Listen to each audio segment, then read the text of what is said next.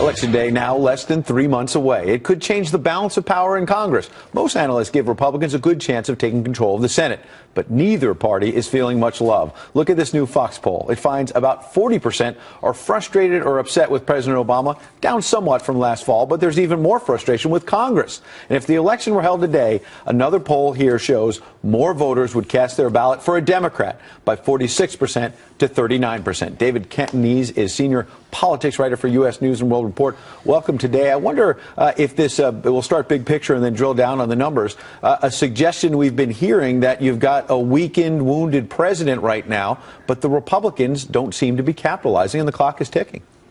Yeah, the Republicans definitely have a brand problem. We've heard about that. Now we're seeing it in the numbers. The big question in 2010, Ed, as you know, is whether 2014 will be as favorable for Republicans as 2010. You look inside these numbers, and it says no. I mean, that 7-point gap favoring a Democrat with this environment in the second term of a midterm of a presidential, in President Obama's term when he's unpopular. That's not a good number for Republicans where they're at. But if you dive further into the numbers, the enthusiasm gap still remains on the Republican side. They're inside these numbers. It shows that Republicans are more amped up, more excited to vote than Democrats. That's an advantage they're hoping will come through. But right now it doesn't look as much of a wave year as 2010 was. Well, our Fox News polling unit does such a great job, so I want to drill down on some specifics. Foreign policy, we keep talking about all these national security crises, how the president's handling it.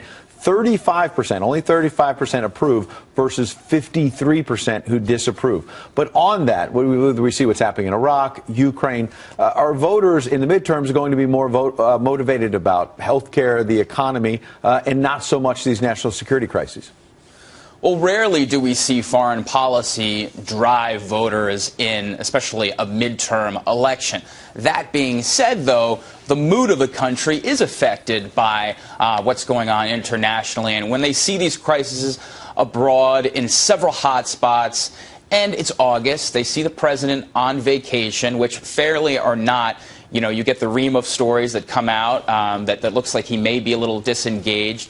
All of that combined does provide a weight on Democratic candidates because they're tethered to him no matter in a lot of these ways, and they have to answer for him in a lot of these ways. And the Republican argument is, look, if you want to change, you've got to get rid of Harry Reid, and the only way you get rid of Harry Reid is if you dislodge these incumbent Democratic senators. And that's going to be the argument facing voters. You mentioned the optics. We saw the president there in that video twice this week alone come out, address the situation in Iraq. Certainly seems like the White House is nervous about the optics of him being on vacation. But let's drill down as well. You talked about voter enthusiasm. Health care was something Republicans thought would motivate their voters. Look at this. President Obama's job performance on health care, 42% approve, 53% disapprove. Not so great, but then compare that to immigration, which the president, may be about to do some executive orders.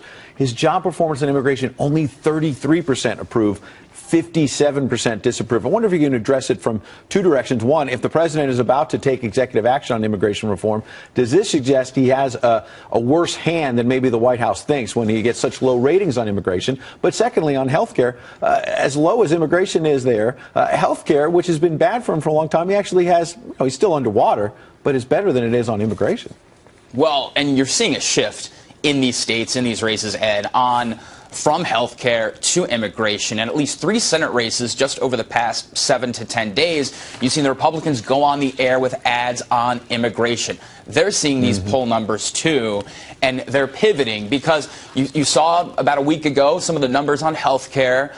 They got some better numbers showing insurance rates going up in a bunch of states, including red states like Arkansas and Kentucky.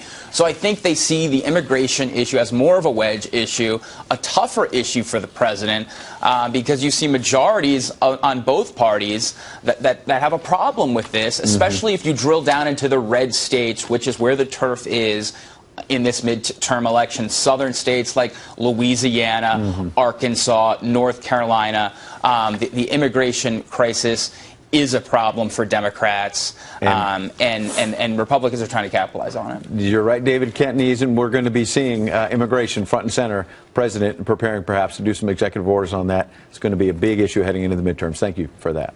Thanks, Ed.